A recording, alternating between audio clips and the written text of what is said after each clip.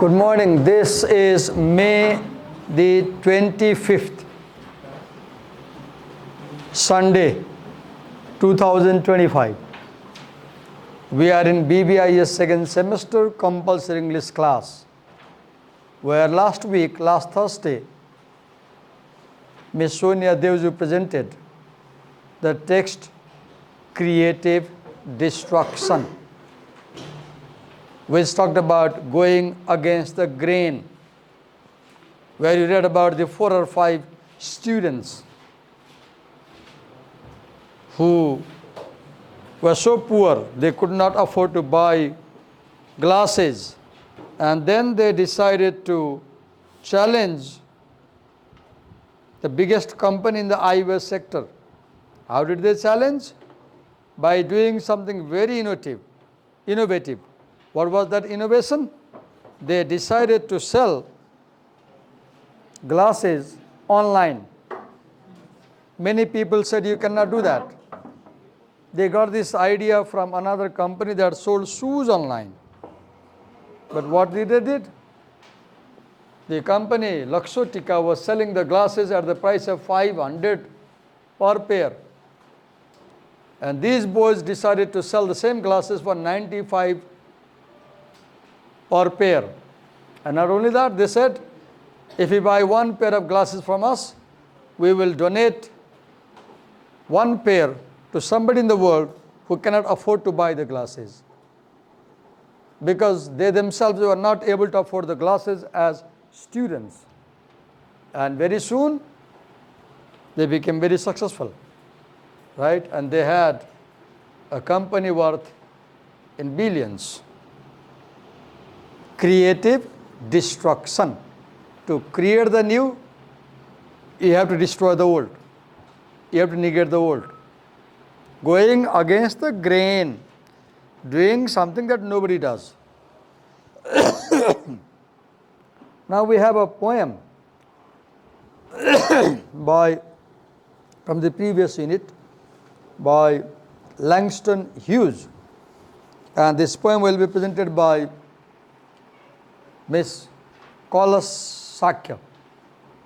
Do you want the camera to remain open or closed? Closed? Give me a piece of paper. Somebody, give me a piece of paper to cover the lens. Can you give me a piece of paper?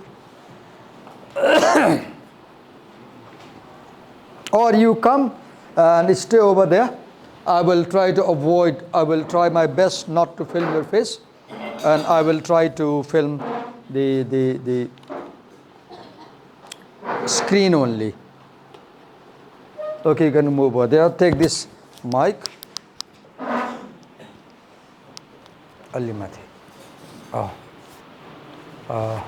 Take this pen. You can begin. I'll open the lens and not film you, but film only the screen. Can I start? First, introduce yourself, then tell the topic, have a louder voice so that people can hear at the back also, and then present. Good morning, everyone. Today Shakya will be explaining this poem called Life is Fine. So Life is Fine is written by Langston Hughes. And Langston Hughes is an African-American poet, essayist, and playwright. He championed a style of poetry called jazz poetry. Jazz poetry is the poetry that blends the rhythms, sounds, and spirit of jazz music. Okay, write the word jazz poetry on the top of the screen. Write jazz poetry.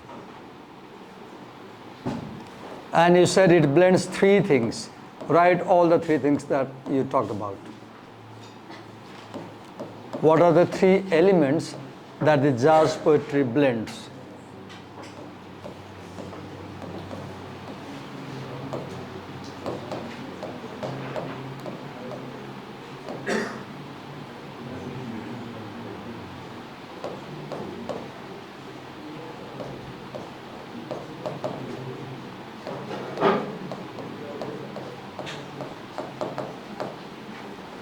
You can move around freely, and I won't be filming you. Okay. So he championed a style called jazz poetry. He believed that poetry should directly speak to people, mostly the working class and the oppressed people of the society. Do not read a long sentence very fast. When you read something, write the point on the screen from that sentence so that the students can get and note it. Always write a point on the board and then explain. So the poem Life is Fine was, we don't really know when exactly the poem Life is Fine was written. It is assumed to be written around in 1940s, but it was published in 1949. This was when it was published. This poem of Langston Hughes is taken from his collection of poems titled The Panther and the Lash. Okay, write that. The collection of the poems.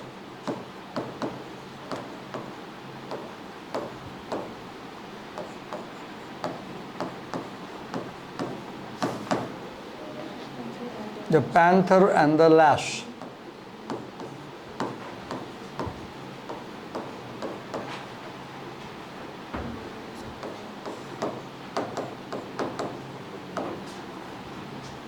Okay. And the tone of this poem shifts from a really depressing beginning, but as the poem progresses, the poem slowly gets optimistic.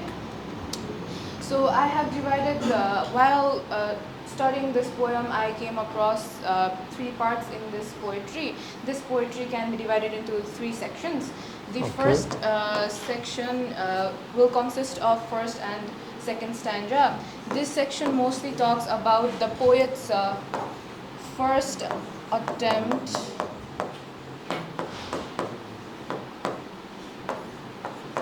of suicide.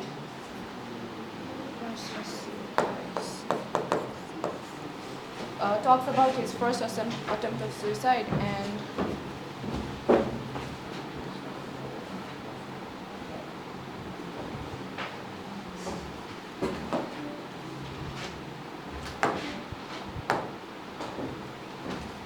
and the second portion talks about his second attempt of suicide. And the fifth and sixth part talks about, brings a resolution and where he decides to live. So that's the 3 parts. Could you on this side write the 3 themes in 3 parts on this side top? You said there are 3 themes, right? In 3 parts. What are they? Could you write? So that the class can copy them.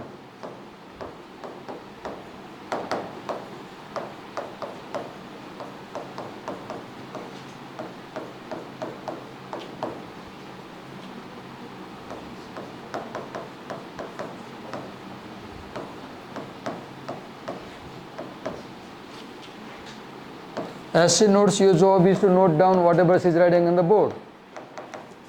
You don't do this thing. If the presenter writes something on the whiteboard, you should note it down.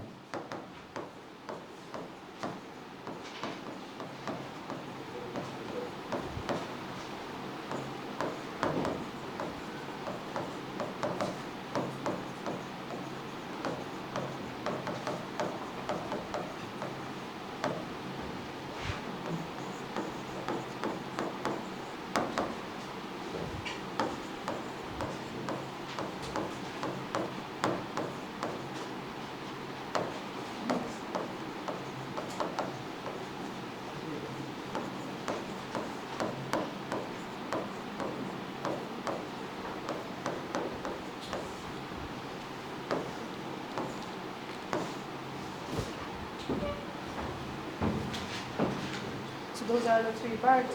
Now I will go stanza by stanza. I went down the river, I sat down on the bank. I tried to think but couldn't, so I jumped in and sank. So you can see that the first stanza starts with the letter I. These 3 I means first person recount.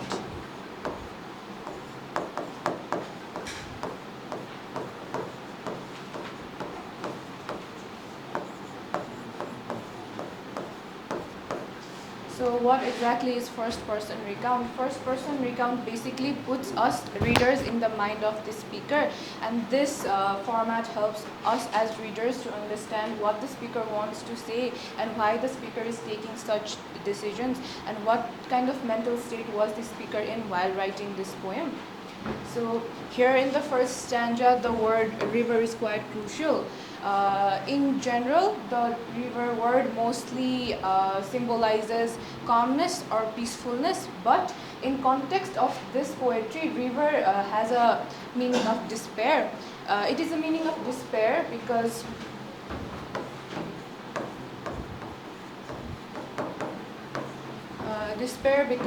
the poet wants to end it all through by drowning in the river. So the gist of this first stanza is that the writer is very overwhelmed and cannot think straight, so decides to jump in the water and wants to feel himself sinking and ending it all at once. This tells us that the speaker is going through something really incredibly difficult, so to the point that it has made him contemplate his own life. So that's all about the first stanza. So the second stanza, I came up once and quarreled. I came up twice and cried. If that water hadn't been so cold, I might have sunk and died. The word quarreled and cried means desperately clinging for life.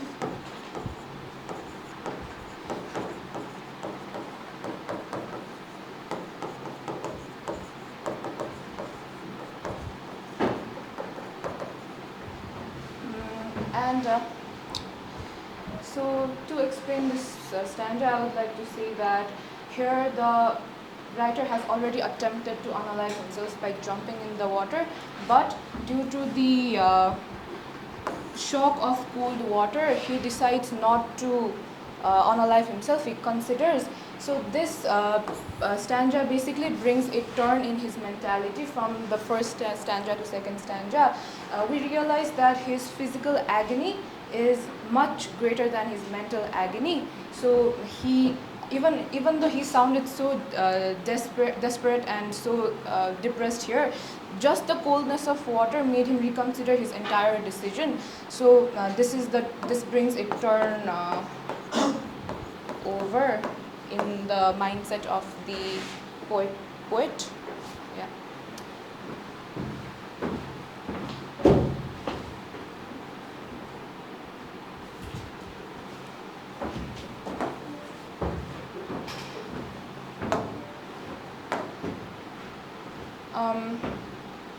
And he basically repeats the same line again to summarize first and second stanza, those 3 lines. So the second part starts from here. Here it is his second attempt. In the first part, he tried to unalive himself by drowning in the river, but here he tries to unalive himself by jumping off the 16th floor. So talking about the third stanza, I took the elevator 16 floors above the ground. I thought about my baby. I thought I would jump down. So here the word "my baby" has quite an unclear meaning. The poetry hasn't really specified much about this person in this part, but most of the readers assume that this is ex-partner of the poet, and also the cause of him unaliving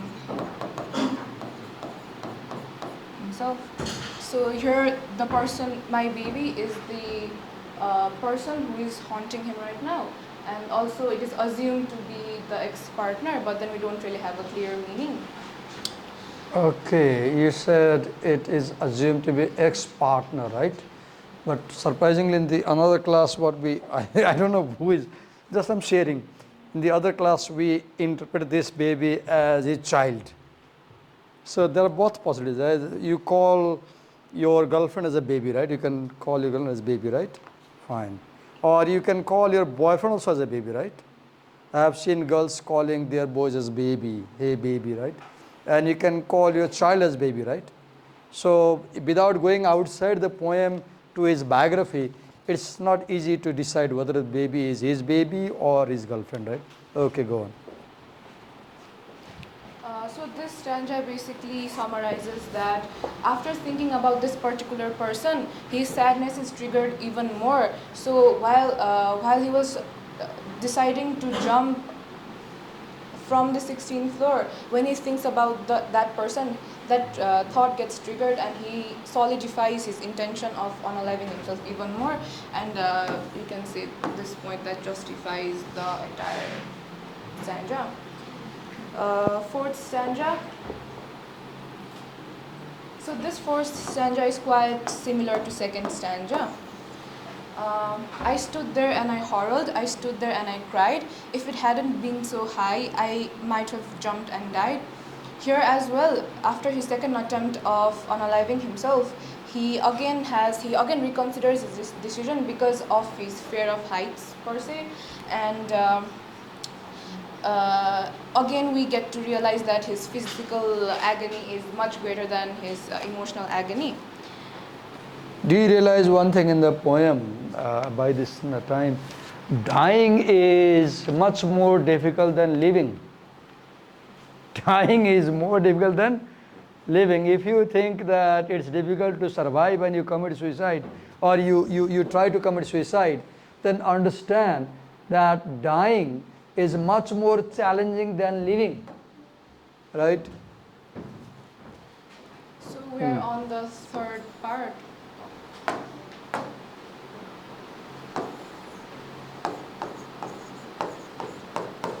Where there is a resolution.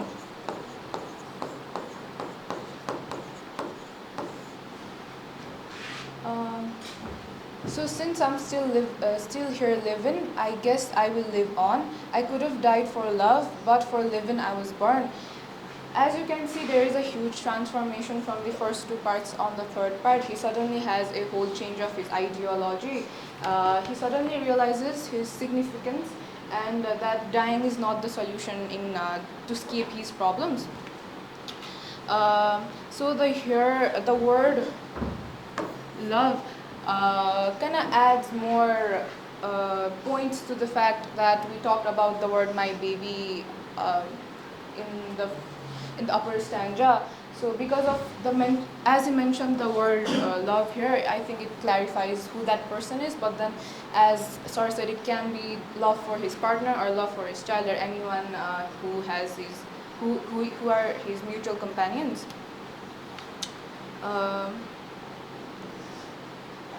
So basically, in the fifth But as I read this stanza- line now, I realize that I feel like the word love, I could have died for love. Maybe it's more about his girl.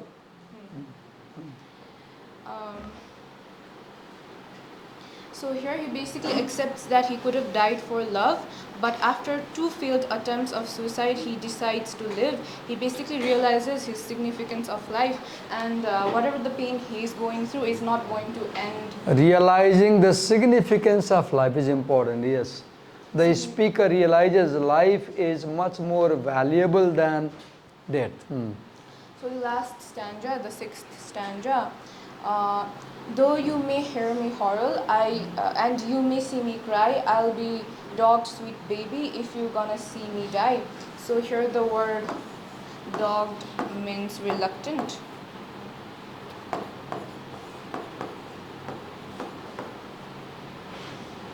In the sixth stanza, the narrator accepts that he may still be in despair, he may still hurt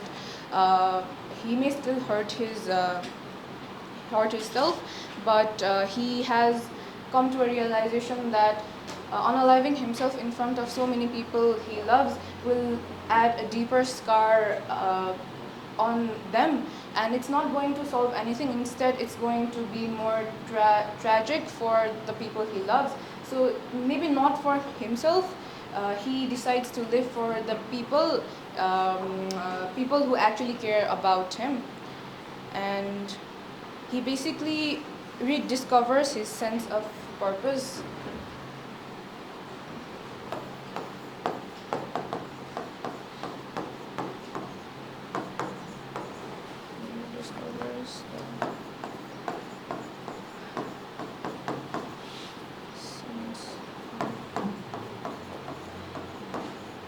sense of purpose. So as I mentioned before, the poem is quite depressing, but as the poem progresses from first stanza to sixth stanza, it slowly becomes more optimistic.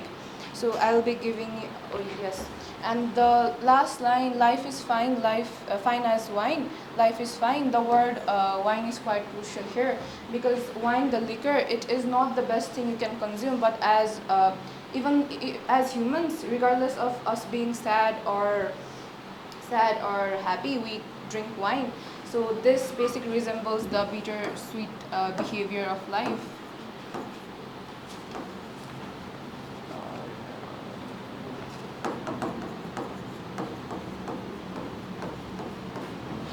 Bittersweet behavior of life.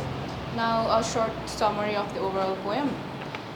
Life is never going to be perfect or as you planned. Regardless, we need to face our problems and not run away from it. We need to realize that there are a lot of people who love us and who need us. So if we leave them, we will be adding an unforgettable and unbearable pain and scars in their life permanently.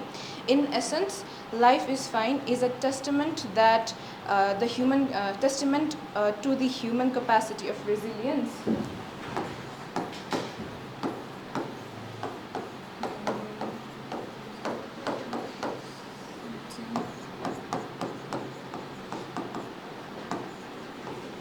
Human capacity of resilience. You know what resilience means?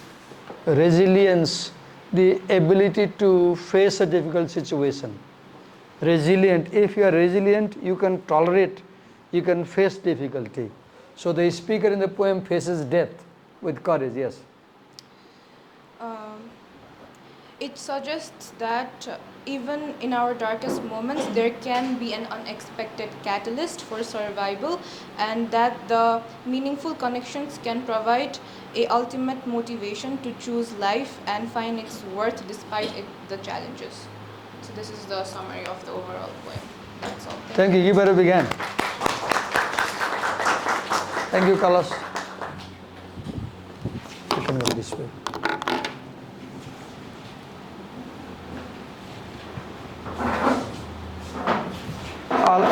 I will add a couple of things in the poem. There is a chapter in your course. There is a chapter in your course which I won't be teaching separate, but I'll integrate that into other lessons. For example, there is a chapter about Toulmin's argument analysis. You know, argument. Simply, what is argument? An argument is where you make a claim. So if you see this poem as an argument, there is a speaker who makes a claim. What claim? He claims that life is fine. His claim is life is fine. Life is worth living. Now after claim, you need support in an argument, or you need reasons, or you need data. You need ground evidence. Look, an argument stands on two things. There is a statement. What is statement? Life is fine. Statement. And then you need proof. What is the proof? The data, the story of the poem that supports this idea that life is fine. Why life is fine? Because dying is worse. Why life is fine? You have a baby who loves you. Why life is fine? You can drink wine. Why life is fine? You have your baby loves you and you love the baby. There is love. There is family. There are people. So there is data. There is reason supporting the idea. Life is fine.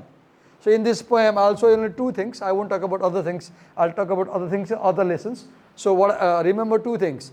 In argument, there is a statement and there are proofs. Statement, claim, proof, what supports the claim. So now let's invite the next presenter for the next chapter. Labi, before you come, let me know if I need to cover the camera or, okay. So you can stay like her over there or this side. I will try to avoid filming you. Wait a minute.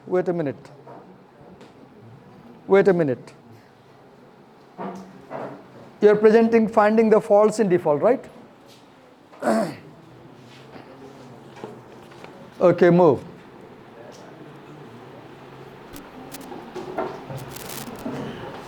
Mic, right? Wait a minute. Take the mic.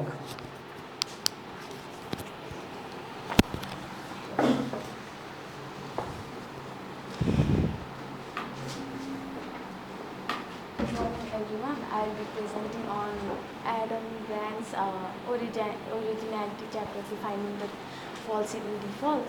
The story begins with the economist Michael Hausman studying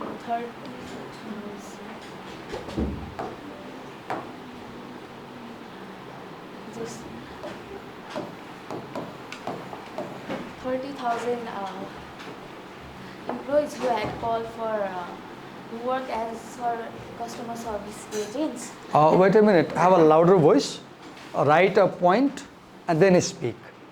Because if you speak without writing point, they won't be able to grasp it. Always write a point and talk about that point. Go on. So the story begins with economist Michael Hausman studying over 30,000 customer service agents and why they stayed in their jobs longer than others. First, he suspected that the employees who often change their job are more likely to leave easily. But according to his team and his data, that the job history had no connection with the staying of employees in one company. It talks about an experiment, right? Okay, you have to use this laptop screen to have a next screen. When he searched for why the reason, he found something strange, that people using Firefox and Chrome stayed 15% longer and were 19% less likely to miss work compared to those who used Internet Explorer or Safari, that were default browsers in their software.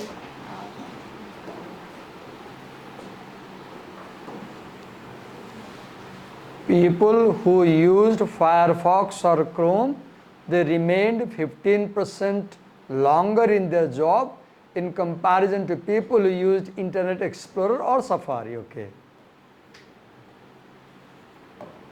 And why this was happening?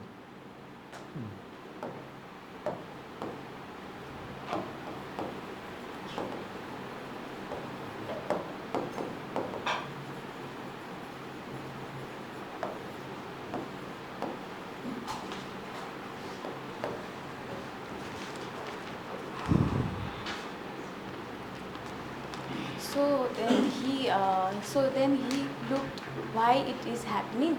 Then he found that it was because that small step took the employees who were using Firefox and Chrome to take initiative to do something better than what they already had.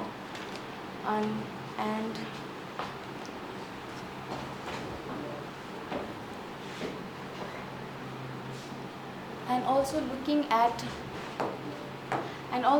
at the employees' performance, the employees who were working in Firefox and Chrome Chrome had better points on sales, customer satisfaction, and average call length. The Firefox user has significantly higher sales and their call times were shorter. The customers were happier too. After 90 days on job, the Firefox and Chrome user had customer satisfaction level that Internet Explorer and Safari user reached only after 120 days at work. It is because the employees working with Firefox and Chrome had the ability to deal with their problems more creatively than the employees working in the default browsers presented in their software.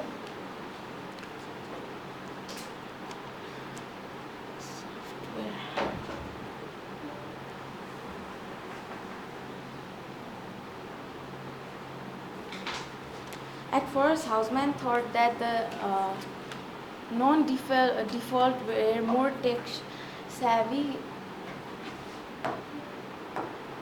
more tech savvy. So houseman explored more and employee explore more.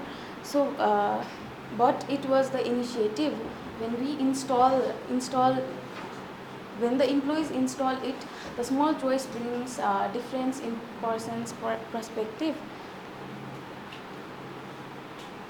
And it was found that the employees who were working on Firefox and Chrome were more creative and had taken ownership of their jobs as well.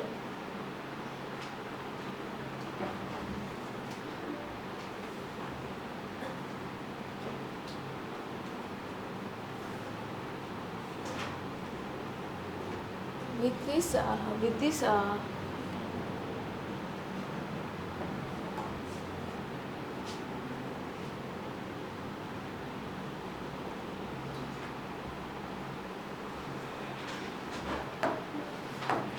while Michael Hausman puts this argument, he brings psychologist John Jost saying that system justification provides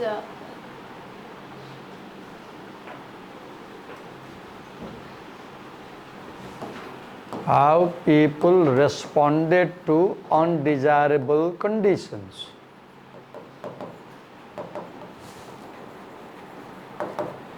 So he linked that with example from psychologist John Jost explaining system justification. So system justification is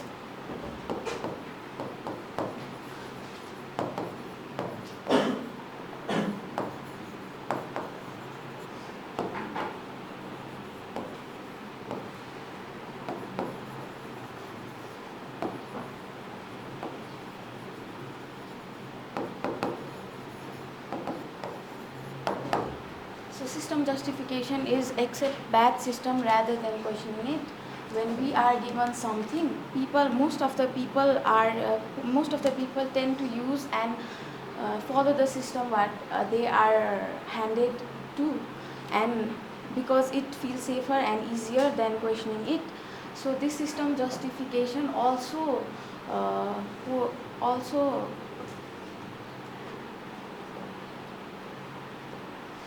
plays a role in employees not changing their default browsers.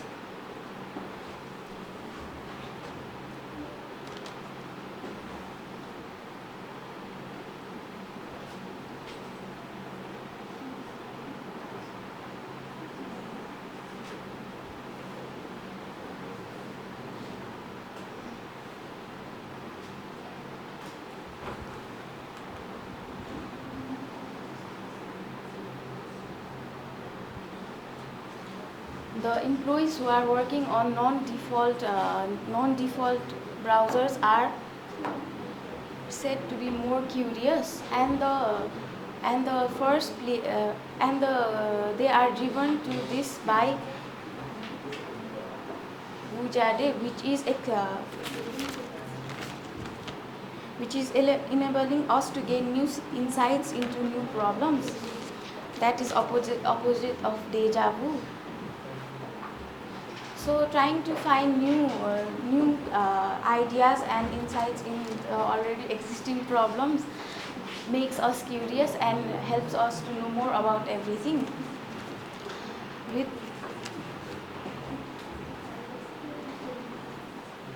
By keeping this argument, Michael Hausman gives the example of war by Parker. In which story do you see Warby Parker? The chapter 1. Which story? Chapter 1. The creative destruction, not chapter 1. This is how the founder of this Warby Parker wears glass all of his life, The Eyeglass Boys had got the name of their company from a novel which had two characters, Warby and Parker. And these two characters were very, very, revolting type of characters.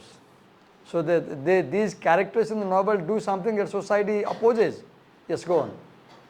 So the founder of this wore glasses all their lives, but never questioned why the glasses were so expensive. One day they became curious and discovered that the company Luxottica controlled the market solely and set the price high. That's why they realized that they had to do something different and invented the glass, cheaper and high quality glass, and sell them online. That's how Warby Parker was born. Just a minute. So the key idea of this text is finding the fault in the default. Default is given, what is existing.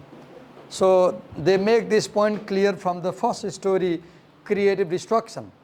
So how did they find in the story creative destruction, the company Luxottica that had monopolized the eyewear glass market, so they had the price of 500 rupees per pair and nobody opposed, people were buying.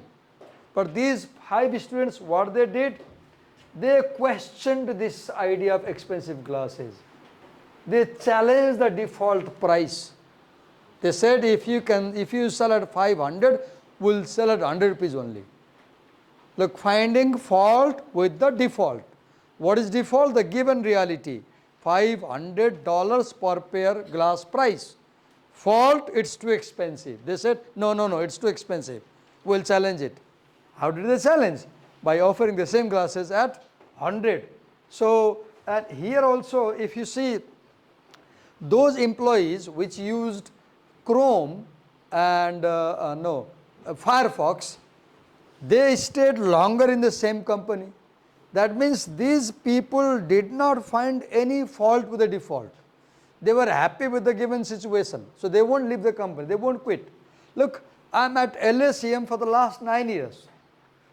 That means I do not find fault with default LSEM. Look, what kind of person I am.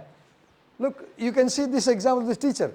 I spent almost 10 years at this college without going elsewhere, right? That means I'm happy with the given. I don't look for new things. I don't challenge the existing. Otherwise, I would look for higher salary. I'll look for bigger college. I'll look for different things. And I'll quit LSEM and go elsewhere. But because I stayed 10 years, it shows that I'm a kind of person who does not find any fault with the default, who accepts the given. Such people are not who change the society. Those people who stay with the default, they never change society, they never develop society, they never do innovation. Who are the people who do innovation? Who are not happy with the given. The second group, which used Internet Explorer and Safari, they were kind of people who were not happy with the given. So because they were not happy with the given, they would do something to change the given. Either they will quit or they will oppose, they will do something, like these students. As a result, things will change. So what should you learn in business? In business, you will grow, you will develop if you are not happy with the given situation. As long as you are happy with the given, you will not change, you will not develop, you will not grow. That's the point. Yes, go on.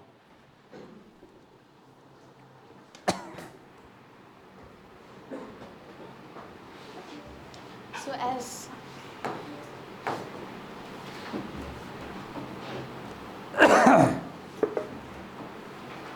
as the writer, author economist Michael Hausman says, the hallmark of originality is rejecting the default and exploring whether a better option exists or not. Looking for the options, right? The main lesson or the theme of this story is that be curious, take the initiative.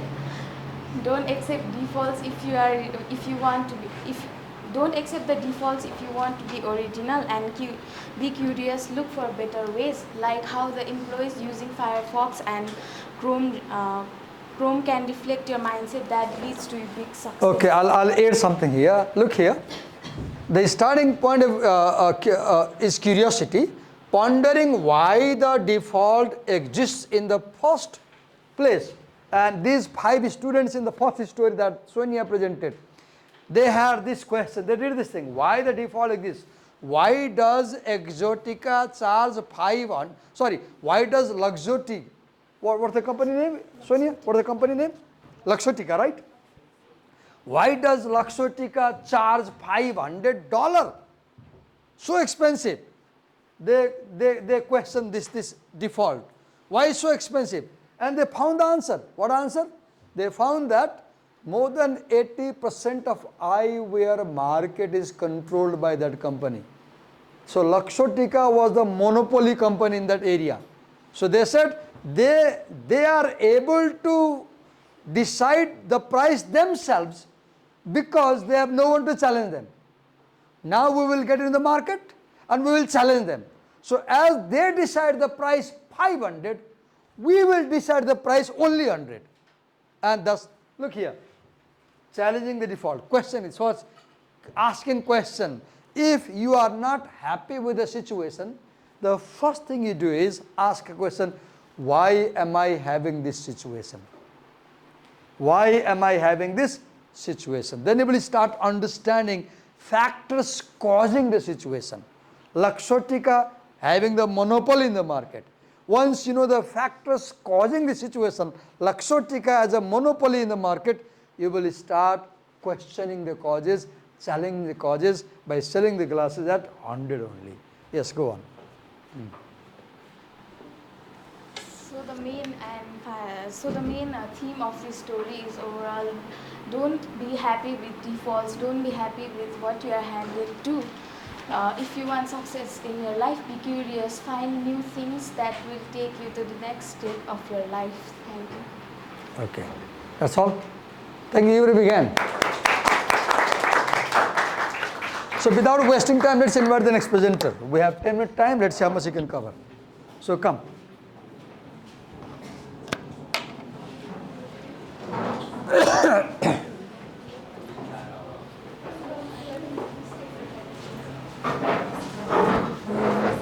There's a mic.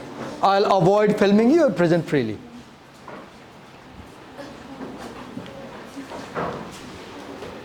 Clip the mic and present.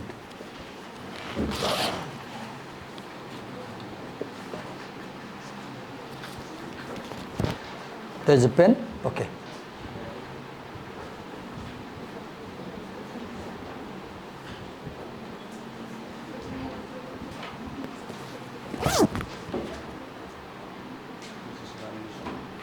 Okay, good morning guys. My name is Rehan and I will talk about this chapter, The Two Faces of Ambition. So this chapter talks about child prodigies. So basically these child prodigies are small children who are they are said to be God gifted because they are talented from the start. They have the knowledge and skills as they are born. They know things, they perform better in academics, in like math calculations. They are better in overall most of the things. These are called child prodigies. So what this chapter talks about is similar to what Sylvia explained. These child prodigies are, they rarely question things, that's why they are more likely, they are bound by this system, they are live in a bubble. So what I mean is that they live in a bubble, so they don't explore or question anything. What we think is that these child prodigies are so smart, they know everything, they are knowledgeable, but they don't actually excel in the future. Even after many years, they are only focused on this. Like suppose we have a student who is excellent at doing algebra, but but after a few years, they might be an algebra teacher and they are able to explain their students about algebra well, but they don't question why the students are learning algebra. So the main problem with child prodigies are they are bound by the system of they don't question anything and they stop exploring and they are just limited to their set beliefs.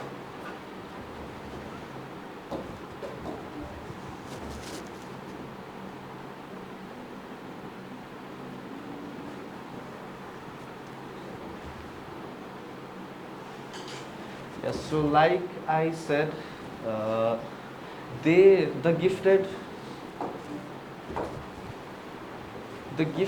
learn to play. They are gifted, and they instead of focusing their energy on consuming, they focus on their energy on consuming existing scientific knowledge. They don't explore or try to generate new ideas or concepts, but they are bound. They strive the approval of their parents and their teachers. So what this means is that focus on uh, they just focus on the set beliefs.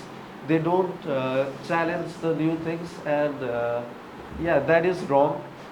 What this chapter aims to tell you is that you need to explore. Suppose you are suppose that you are yeah, so for example, there's a small child. They have this ability to think and explore new things. They question everything. They're asking questions.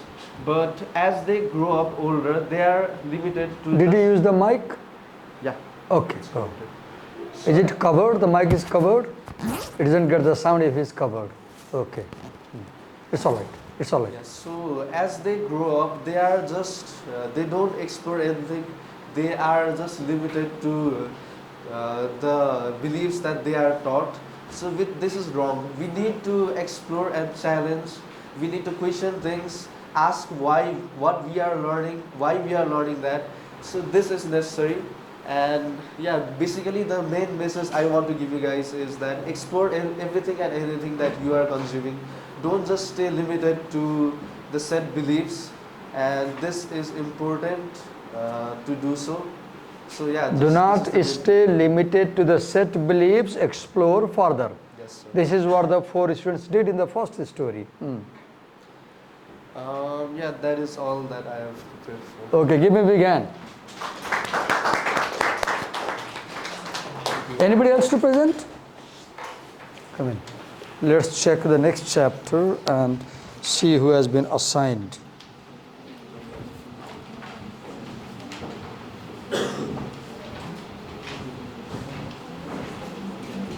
Who was given to present right stuff? So, Lavi, are you given any chapter? You present right stuff tomorrow. Yeah, okay? You present, go through it and use Google, use AI, whatever you like, and prepare and present. So Lavi will, just a minute. Lavi will present, I will review the one that Rehan presented. I will spend 5 minutes time on this one that he presented.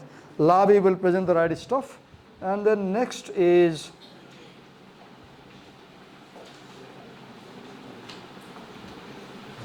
why risks are like stock portfolios. Raise your hand if you want to present. Why stocks are like, why risks are like stock portfolios. Raise your hand. All present, all present, all present. All present, all present, all present. I close my eyes. Whose bag is they will present? You, sir? Oh, you will present. You got the lottery. You got the lottery. Right? And then